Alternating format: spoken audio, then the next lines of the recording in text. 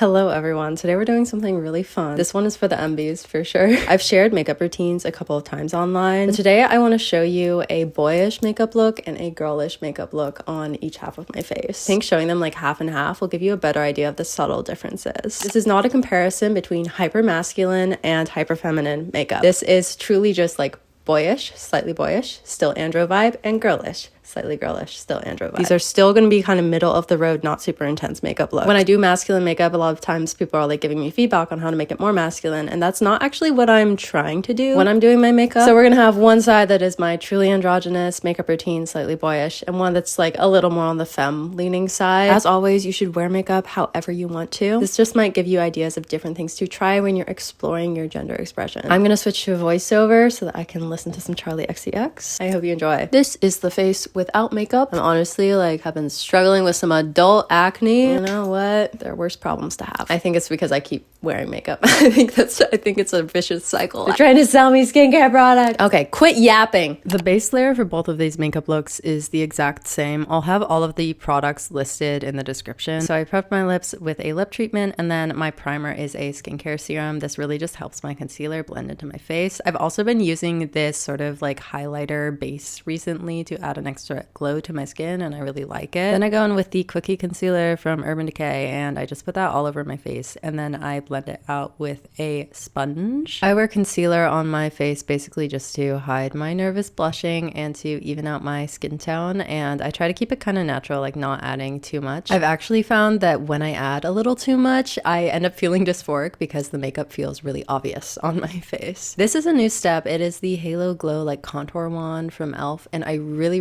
like this. I'm contouring both sides of my face, but I'm making it a little bit softer on the side that I have designated the girlish side. I'm setting everything with a powder, and then we're gonna come back and do the main differences between the two makeup looks. Hey guys, I just wanted to pop in here and say thank you Dossier for sponsoring today's video. If you've been here for a while, you definitely know. I adore Dossier. The primary perfumes that I have worn for the past 4 years are all from Dossier. This is one of my favorite colognes. It's called Aquatic Lime. I've used literally an entire bottle. To me, this just smells like a night out, but we'll get into it. Dossier offers impressions that are inspired by designer and luxury fragrances, but they also offer completely original scents for you to explore. The price point of these is pretty unbeatable, especially for the quality you're getting. You can buy like 2 or 3 Dossier perfumes for the same price as like a lower end designer fragrance. So these are definitely a much more affordable option. I restocked my top 3 fragrances from Dossier, so let's go through them. The first one is my restock of Aquatic Lime. This is inspired by an Armani scent. I'm so glad that I have the restock of this because I wear this pretty much every single time I go out. To me, it's just such a sexy little scent. This cologne is one of their masculine scents. They offer different scent categories, so they have masculine, feminine, and unisex. So you can kind of get an idea of what the gender expression of the scent you're picking is going to be. And my top 3 are actually 1 masculine, 1 feminine, and 1 unisex scent. The second bottle I restocked was Floral Jasmine. This was the very first perfume that I got from Dossier. This is how much I have left of that first bottle. My cologne was the second bottle I got from them. My first 2 choices from them being my literal favorites is kind of amazing, actually. I adore jasmine, and this is a very like herbal scent. Like it smells sort of like jasmine tea smells. It's not overly sweet, but the jasmine comes through really clearly. The last scent I restocked from them is Floral Pink Pepper. This is an impression of a Dior scent, and this is my fall and winter scent. So I started wearing this again about a month ago, and immediately like my mood shifted. It was amazing. This one is a little bit spicier, really warm and cozy, and just delicious. Once again, this one isn't overly sweet. I don't love really sweet perfumes for myself. I love smelling them on the street, let's be honest. But if I'm going to wear something, I like a little more spicy or herbal scent. So I really am a fan of this. It's definitely a little spicy. Dossier is also doing Black Friday deals, so I'll have more information in the description, and you can click the link down there to browse the website. Thank you so much, Dossier, for sponsoring this video. I adore you, and let's get back into it. One of the primary differences when I am doing a more feminine makeup look is that I will add blush. Oh, this is me showing my nails. I think they're really cute. I picked this liquid blush from Urban Decay, and I think it gives a really cute glow. It's very sun-kissed. For my slightly more masculine look, I am just going in with the bronzer, but I'm also adding the bronzer on the other side as well. So bronzer all over my face. Yeah, you can see there's just like a lot more color in the girlier side. Honestly, it's hard to describe because it's sort of vibe based, but I just feel like the slightly heavier makeup on the girlish side, like it's slightly more obvious. There's more color in my face. It just feels like more girly Really, like that's all I can say about it. I think the boyish look in general is just going to like lean more conservative for me in terms of how much I'm putting on my face. So as you saw, I did a whole eyeshadow look on that side, which I don't tend to wear eyeshadow when I'm wearing my everyday makeup. I usually just go in with a brown eyeliner on my lower lash line to emphasize the lower lash line because that is a slightly masculinizing thing. And then as you can see on the other side, I'm focusing a little bit more on my upper lash line, but still like blending in the lower lash line a little bit. And then I'm also using a liquid liner to extend my lash line on that side. I also want to say that makeup isn't the only thing that is going to like masculinize or like feminize you, and the rules of what those are very like socially determined. So it can be like hair, clothing, like all of these things about gender expression are like really complex and even include like mannerisms. I don't want you to feel like there's like one boxed in way to do one thing, because there is not. This is just like an example of what it can be, and I know that a lot of creators like aren't talking about this, so that's why I'm specifically talking about these things. I'm losing track of the tutorial part of this. Basically, I used a much longer lengthening mascara on the girly side and then a slightly like more bushy, more natural mascara on the boyish side, so I'm still giving some emphasis. And then I'm going in with a clear lip gloss on my boyish side and adding a little bit of lip color on the girlish one. I did not like how this lip oil looked, so I rubbed it off a little bit, but here we are with the finished looks. Kind of looks a little insane just because my eyes are slightly different shapes now, but yeah, here's the juxtaposition. Hope you enjoyed this video. Hope it was helpful. Let me know what you think. I would love to hear more about your relationship with makeup and wearing it, and I will see you in the next one.